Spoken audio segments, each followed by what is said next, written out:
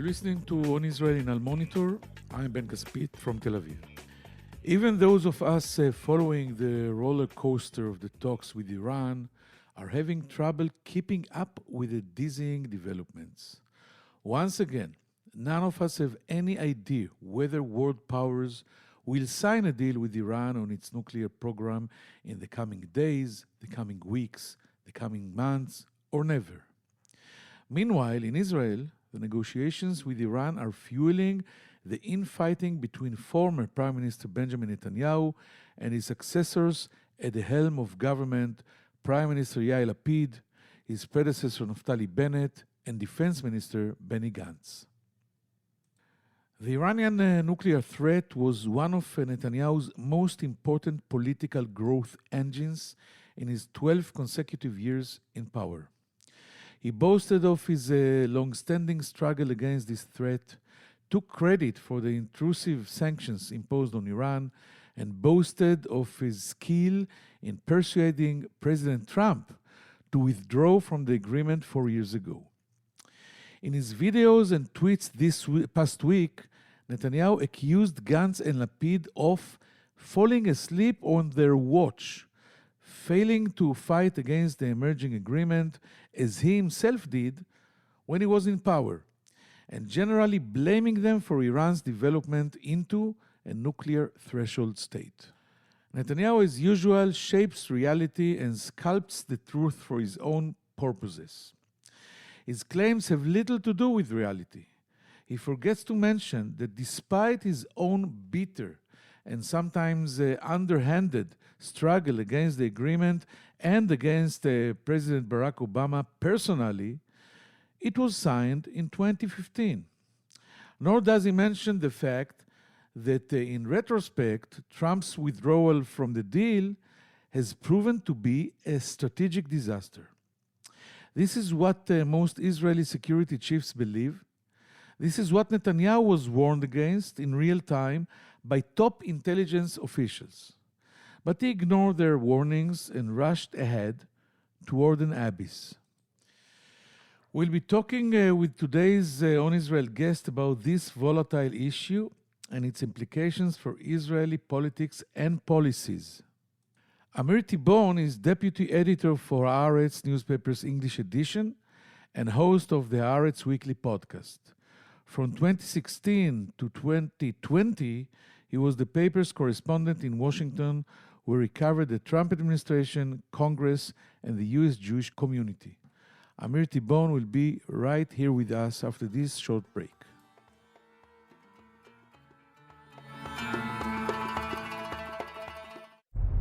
Hi, I'm Elizabeth Hagedorn, and I'm the State Department correspondent at Al Monitor. And I'm Joe Snell. I'm Al Monitor's video editor. Let's admit it, this past year has been difficult to stay on top of the news and sift through what's accurate and what's misleading. Let Al Monitor help you. If you care about the Middle East and North Africa, you should consider listening to Al Monitor's audio series On the Middle East with Andrew Parasalidi and Amber and Zaman, and On Israel with Ben Caspit. You can now watch our newest video podcast, Reading the Middle East with Gilles Capel. You can subscribe to these series on your favorite podcast platforms. And through a host of free daily and weekly newsletters, we offer a range of perspectives with the highest journalistic standards. You can subscribe to these newsletters at almonitor.com. As an award-winning media service headquartered in Washington, D.C., Al Monitor has a network of over 160 contributors around the world. So if you haven't done so already, be sure to visit almonitor.com, where you can find all of these newsletters and podcasts along with first-class reporting and analysis.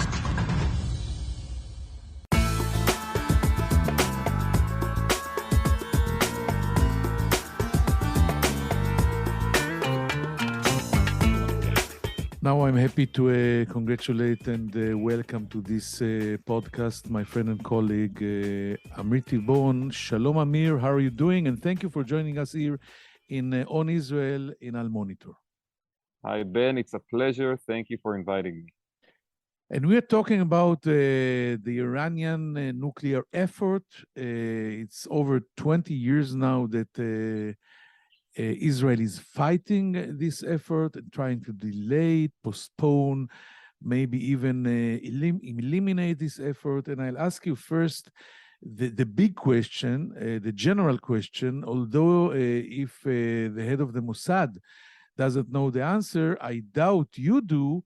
But if you had to assess the likelihood of an agreement between world powers and Iran, what would you say? I think there will be an agreement eventually because it's in everyone's interest to sign one. The Iranians need the money released. The Americans want one less headache on their list of global headaches, which includes larger problems like China and Taiwan, Russia and Ukraine, global warming, uh, global inflation, and other troubles.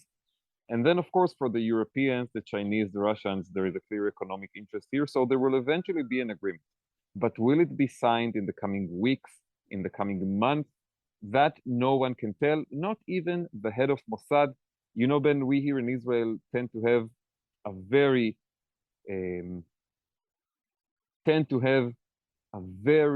kind of mythological view of Mossad and its capabilities. And of course, to listeners abroad, sometimes it's even more glowing. Just the name of Mossad comes with this assumption that these people know everything, but sometimes even the head of Mossad doesn't know what, at the end of the day, is happening inside the mind of the Iranian supreme leader. And without his word, there will not be an agreement anytime soon. So I think we should all be a little humble. Yes, and I have two things to comment because you remind me a feature that I wrote long ago, 25 years ago or more, when I was Marif's New York bureau chief in New York, about the mythology of the Mossad, that every incident, weird or strange or whatever, all over the world is automatically attributed to the Mossad. Every conspiracy theory, the Mossad is even responsible to the bombing the World Trade Center, etc. They control the weather, right? They can make it rain, they can make the sun go up. But the problem then is that sometimes people in Mossad might believe it, and then what do you do?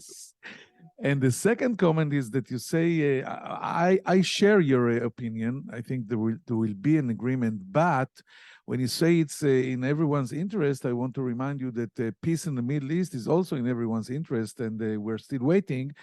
And let's dive to the other, more maybe specified question. Israel is waging a patient and sophisticated war against disagreement. Unlike Netanyahu, who launched a noisy head-on public campaign against the US president and his administration and did not give up even after the fact, Bennett, followed by Lapid and Gantz, are much more cautious, but no less determined. They fought against the intention to remove the Revolutionary Guards from the US terrorist list. Now they are insisting that even if a deal is signed, it cannot include the closure of 3 IEA investigations into Iran's uranium enrichment. Their tactic seems to be succeeding, at least for now. Do you think this policy is right? And might it lead the sides to a total dead end? I don't think Israel has the power to kill this agreement and stop it from eventually being signed.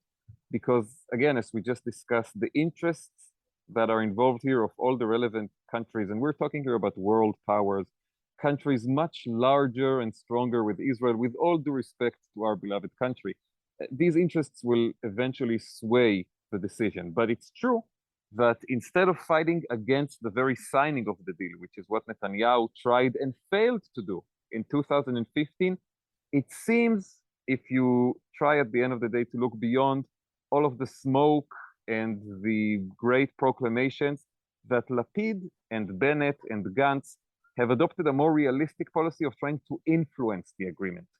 It seems that Bennett and Lapid and Gantz have adopted a more realistic policy of trying to influence the agreement, not kill it, but shape it in a way that will be more comfortable to Israel on certain aspects, that will take into consideration Israeli core interests. And I think in that regard, Israel could have some influence, but it will not be able to kill the deal.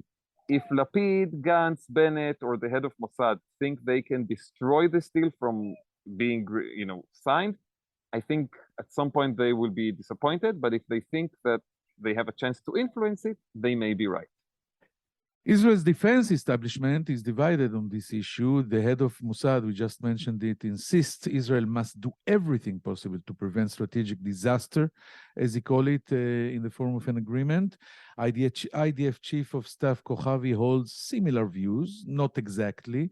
Military intelligence, on the other hand, thinks differently. Defense Minister Gantz is also less adamant. Lapid is somewhere between Gantz and the Mossad. The Americans, after all this, are hearing different voices rather than seeing a unified stand. If Lapid were to ask you, what would you advise him? First of all, I hope he doesn't ask me because I think there are smarter and more knowledgeable people who have worked on this file for many years. And I've written about it mostly from the perspective of the US-Israel relationship. I'm not an expert on Iran and certainly not on nuclear weapons. But in that narrow area where I do consider myself knowledgeable, which is the US-Israel relationship, I would advise him to stay away from the bravado and the combative statements that Netanyahu made at the time, and not to turn this into a fight between Israel and the United States. This is, at the end of the day, a rivalry between Israel and Iran, and it's also a global crisis that involves many other countries. And the last thing Israel should do is turn this issue into a confrontation with really the one country in the world that gives Israel the most important support and really our only true powerful friend out there in this big, dangerous world. So that's the one piece of advice I would give him. And of course, that doesn't mean Israel needs to congratulate the US on the agreement automatically. It doesn't mean that Israel cannot have some objections. It certainly doesn't mean that Israel cannot reserve other options, even after an agreement is signed, at least rhetorically. But it does mean that we need to be calculated and cautious in how we approach this. And the worst thing is to turn it into a political issue here in Israel, because Ben, you probably remember that when Netanyahu went to Congress to give his famous speech against the negotiations that Obama was doing with Iran, it just happened to take place 2 weeks before an Israeli election. And the speech just happened to be scheduled at 12:30 p.m. in Washington, D.C., which is a time that nobody in America watches television, but happens to be 7:30 p.m. here in Israel, just before the evening news. So don't turn this into a political issue. Don't try to turn this into a campaign issue. Manage it in a responsible way that keeps an open dialogue with the Americans. This is the one piece of advice I would give, because this is the only thing, again, involving Iran and the negotiations where I feel I have something valuable to say. I think you're totally right.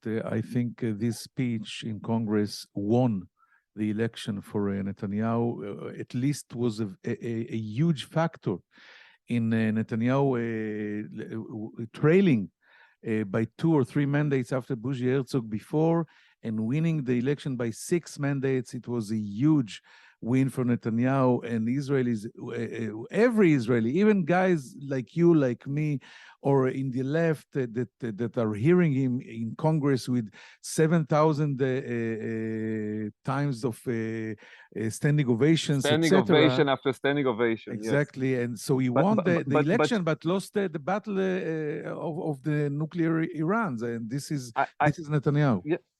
I wrote at the time that there were 2 winners from that speech. One was Benjamin Netanyahu, but the other was Barack Obama, because this speech solidified the Democratic Party behind Obama's Iran negotiations. It hurt the efforts that AIPAC and other supporters of Israel were trying to do on Capitol Hill to gather support, to gather opposition to the deal. And basically it became a test of loyalty for Democrats. Do you stand with our president, or do you stand with this guy who came to Washington with all the chutzpah in the world to attack the negotiations? So yeah, it helped Netanyahu politically, but maybe it helped Obama even more. And if we go on diving into this, I think it was obvious, people like Chaim Saban from the Democratic side of the political map in the United States try to check if there is a chance of blocking somehow the signing of the agreement through this speech. And I think it was Nancy Pelosi that told him, listen, this is a sitting Democratic president. You don't have 1% to halt it or to stop it or to torpedo it. So it was just politics by Netanyahu, internal politics. And by the way, we are paying for it until now. We could get a lot more aid, the military aid from the United States for 10 years if you were not doing this. But, you know, Bibi is Bibi, and that's life. Netanyahu, but we're talking about him, as expected, is attacking his successor's policies.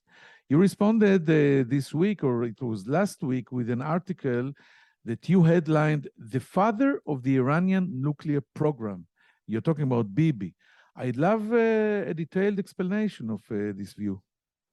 So I think I used architect, not a father, but I think basically my argument, and I invite the listeners to look for this article in haaretz.com.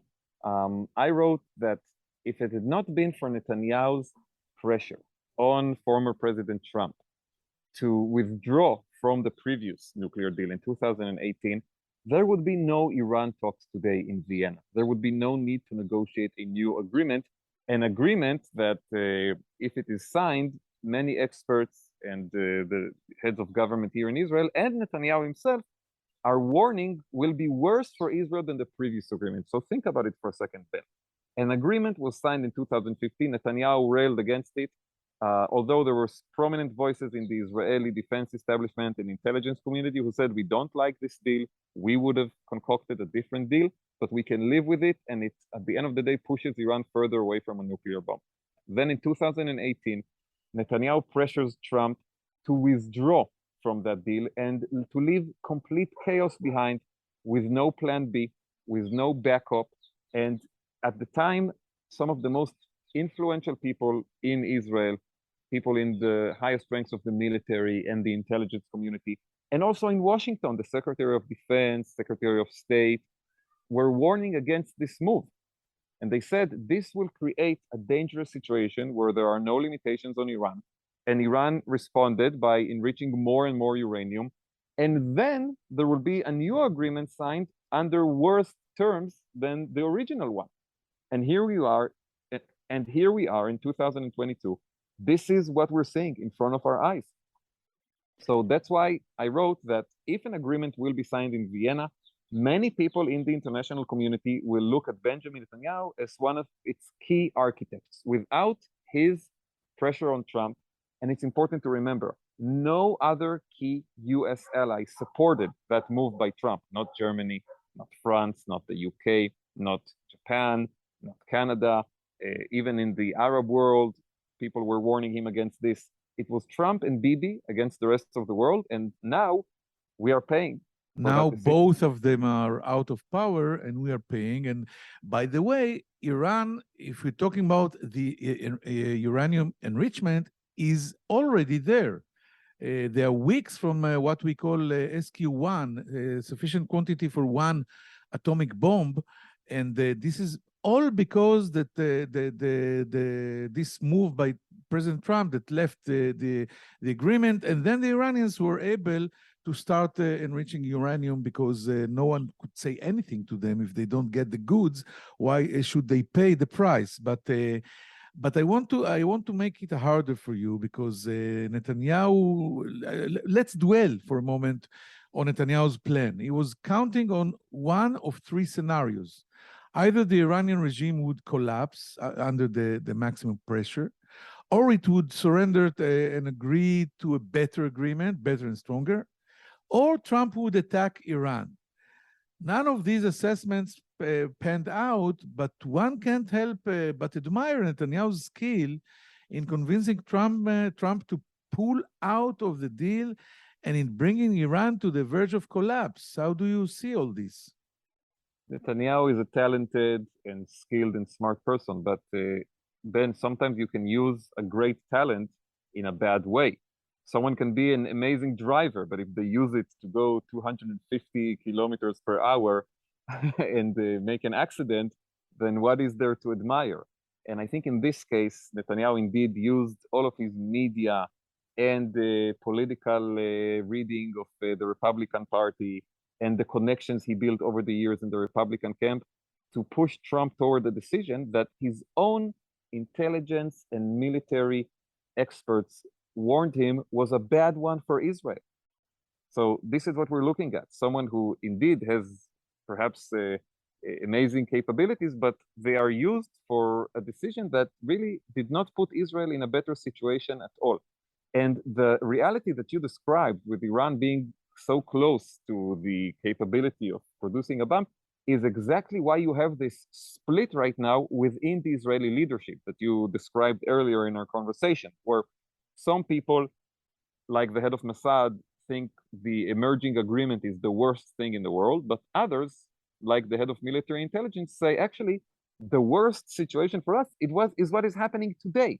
And an agreement for all of its disadvantages is preferable to the reality that Trump and Bibi left behind. But you know, Ben, one thing that I don't understand is where are the voices of some of the people who were around Netanyahu at the time, including, for example, Gadi Eisenkot, the former chief of staff of the military, who in real time warned that this was a bad decision. And he recently joined politics.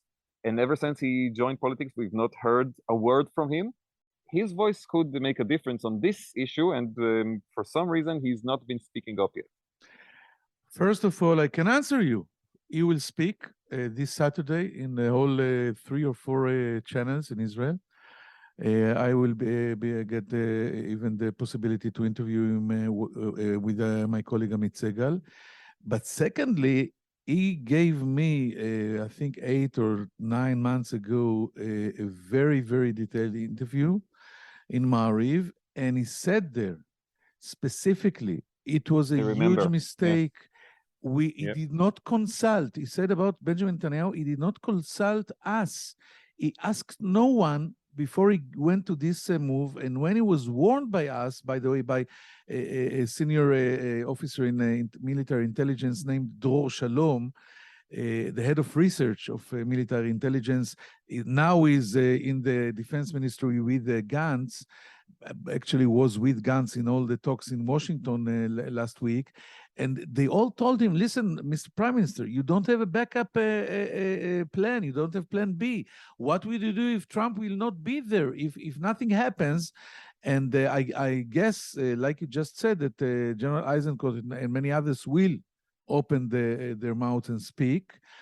But let's for a second ignore the Iranian nuclear issue and look back at 2015 about the bilateral relationship between Israel and the United States, and you know a lot about it. Do you think that Netanyahu's decision to essentially go behind Obama's back and lobby Congress against the deal damage Israel's relationship with the Democratic Party, the future of the relationship between Israel and the United States, the bipartisanship, etc.? I think it definitely caused damage, but not irreparable damage. And I think we already saw during the 1 year that we had a different government in power here in Israel, that some of the damage with the Democrats was beginning to heal. And I think the main damage is to Netanyahu's brand in American politics. If you look today on the Republican side, Netanyahu is admired, although even President Trump, who used to be his close friend, has made some interesting statements about him since leaving office. We saw the interview he gave to our colleague Barak Ravid, where he said some words that I will not repeat now, Ben, because this is a family-friendly podcast. But we also saw that in Jared Kushner's recent book, that Trump was angry at Netanyahu and felt that Netanyahu misled him. And it's an interesting question of, if at some point Republicans will have to choose between Trump and Bibi, who will they go with? On the Democratic side, the dynamic is more interesting. The older generation of Democratic leaders, Pelosi, Chuck Schumer, Biden, these are huge fans of Israel. They are tired of Netanyahu. They've seen enough of him. They don't believe in him anymore. They don't really care what he has to say. And if he will come back to power here in Israel after our upcoming election, they will not treat him as a serious leader, but as someone that they've dealt with in the past, and they know that is coming from always a political point of view.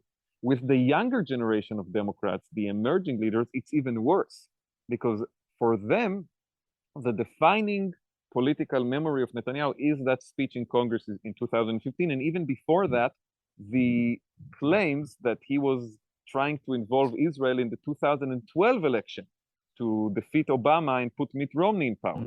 And so when that's the impression, and remember, at the end of the day, one, a Democratic member of the House of Representatives or even a senator cannot follow Israeli politics to the degree and the level that we go into right now. They follow other countries as well. America is an empire that has interests all over the world, and there is no second chance to make a first impression. If you're an up-and-coming Democratic politician and you've been following the Israeli-US relationship in the last decade, your impression of Netanyahu is pretty much the 2012 election and those claims about interference, the 2015 speech against Obama, and then convincing Trump to get out of the Iran deal. You're not going to like this guy. So that's not going to be a healthy relationship. But it doesn't mean that there is no chance for Israel as a country to build good ties with some of these emerging democratic leaders. Israel still remains a very popular country in the United States. You see it in public opinion polls. Most Americans have a positive view of Israel and have a level of sympathy to Israel, even if they have criticism of some of what we do. And even if there is also growing sympathy toward the Palestinians, it doesn't necessarily mean people don't like Israel. But I think the Netanyahu era, first of all, the big public fight with Obama, and then this bromance with Trump definitely left some damage that still has not been completely repaired. I think you've answered my next question. I'm not sure. I wanted to ask you that you have argued that Netanyahu is the least effective voice these days on the Iranian nuclear issue. And my question was supposed to be, has he really lost his ability to influence world leaders? So you're talking about the Americans. Is it different in the international arena against with the Europeans, the Russians, the Chinese? Well, obviously, if an Israeli leader does not have the ability to mobilize support for Israel in Congress, which is, at the end of the day, the elected body of a very friendly country and the country that supports and loves Israel, you're going to see repercussions for that in other relationships as well. And what I wrote in this article that we discussed earlier is that every time Netanyahu now makes a statement about Iran, the people who watch it in Paris and in Berlin and in London, they remember 2018. Boris Johnson and Emmanuel Macron, and at the time it was Angela Merkel, they did not support this move by Trump. And so the leaders of these countries, even if they themselves are also friends and allies of Israel, listen, we're, France, Germany, and the UK, okay, these are not the same relationships that we have with America, but these are real friends of Israel. They also remember what Netanyahu did. And when he talks about Iran, this is what comes to their memory, that the damage started with his pressure on Trump. And I think in that regard, it is a challenge for Lapid and Gantz, because even though there was a change of power here in Israel, at the end of the day, when Israel now tries to make a fuss about this agreement, we are probably going to hear from our allies, well, what do you want? What did you think was going to happen when your previous prime minister pushed us into this situation? Interesting. Finally, do you see any resemblance between the behavior of the two leaders who were ousted from power, one after the other, Trump and Netanyahu, both in terms of their refusal to accept the voters' say, and in terms of their methods? I think Netanyahu has learned a lot from Trump in the last few years. And, Ben, when I was in the US, I lived there during the Trump term, basically. I was sent by Haaretz to cover it. I was there on the day that Trump was inaugurated president, and I stayed until the bitter end, you can call it. Yeah.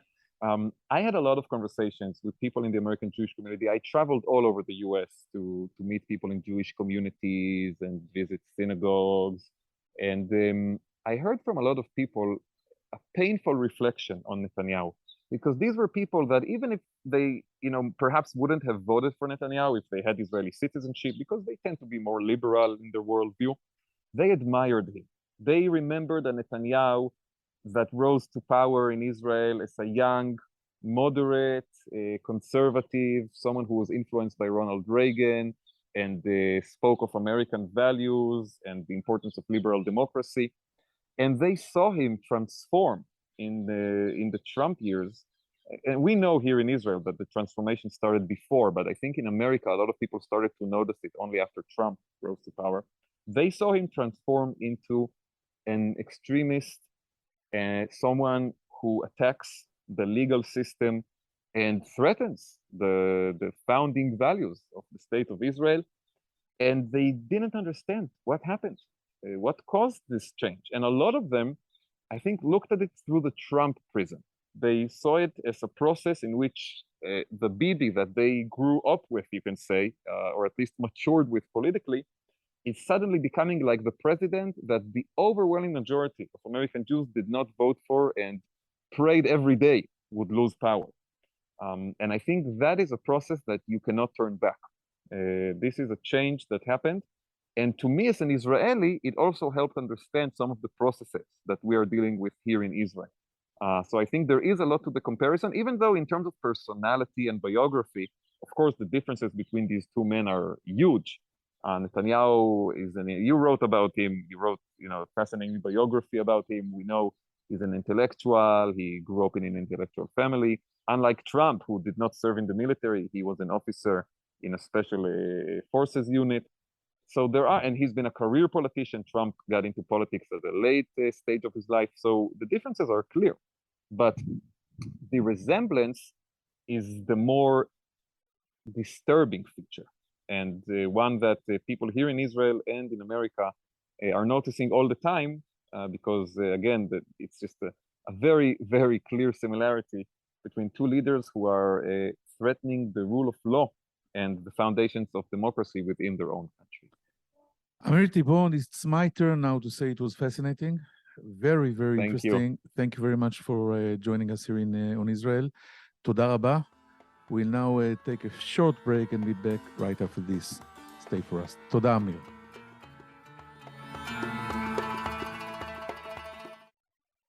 Hello, I'm Gilles Kepel, professor at Sciences Po and Normal Sup in Paris, and author of a number of books and articles on the Middle East. Through my new podcast, Reading the Middle East, on the award-winning media service Al Monitor, we will take a deep dive into the trends in the region with the authors and thought leaders who are shaping how we think about the Middle East. Reading the Middle East will be a fantastic addition to Al Monitor's outstanding podcast lineup, including On the Middle East with Andrew Paraziliti and Amber Zaman, and On Israel with Ben Caspit. You can subscribe on your favorite listening platforms. We look forward to your joining our conversation.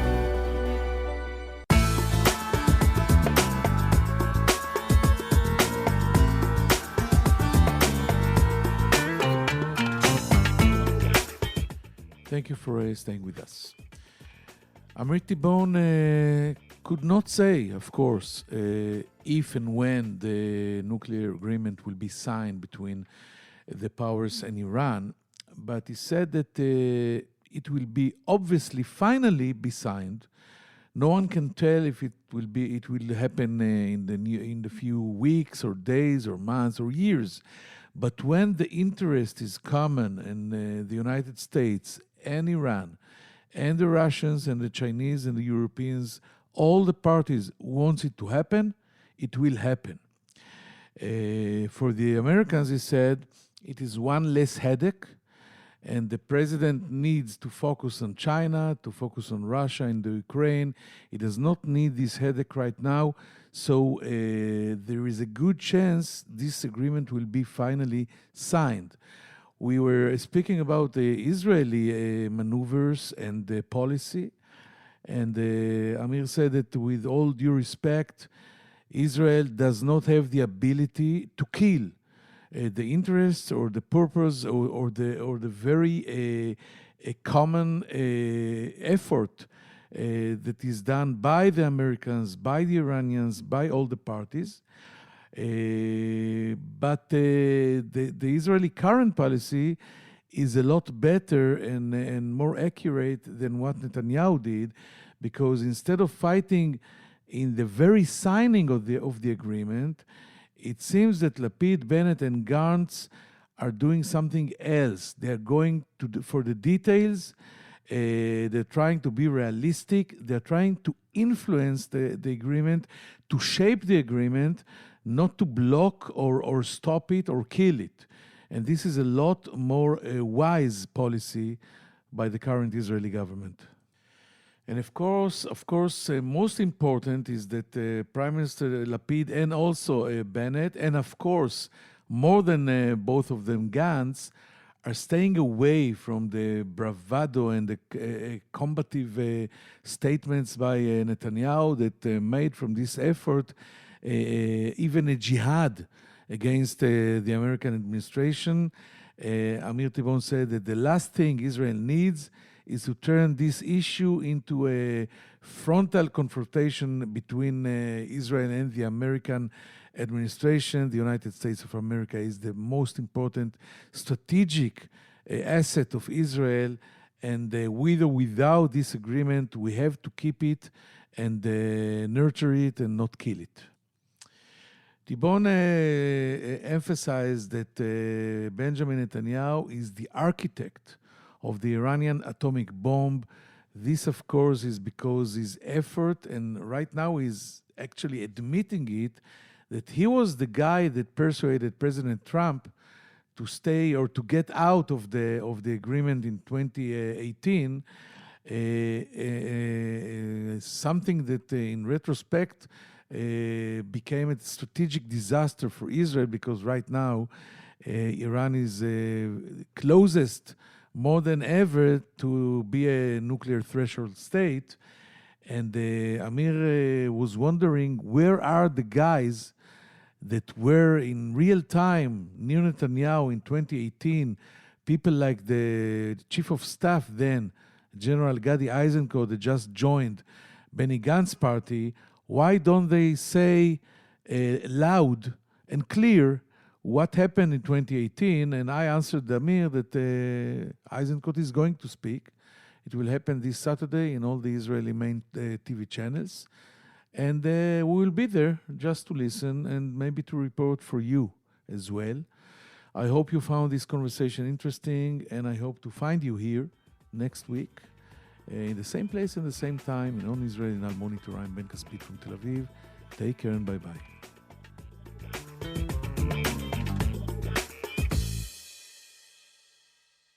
Mother's Day is almost here, and you can get her the most beautiful time-tested gift around. A watch she can wear every day from Movement. Whether your mom is into classic dress watches, rare and refined ceramics, or tried and true bestsellers, Movement has something she'll love. And right now, everything at Movement is up to 50% off site-wide during their Mother's Day sale. A watch is a gift that celebrates all the time you spent with mom. And a Movement watch is even more than that. Movement uses industry-leading materials for their fresh, modern watch designs, from technically complex ceramics to vintage-inspired style, all for an incredible value your wrist and wallet will both love.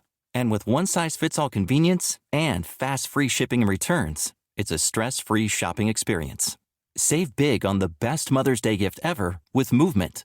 Get up to 50% off site-wide during their Mother's Day sale at mvmt.com. Again, that's up to 50% off at mvmt.com.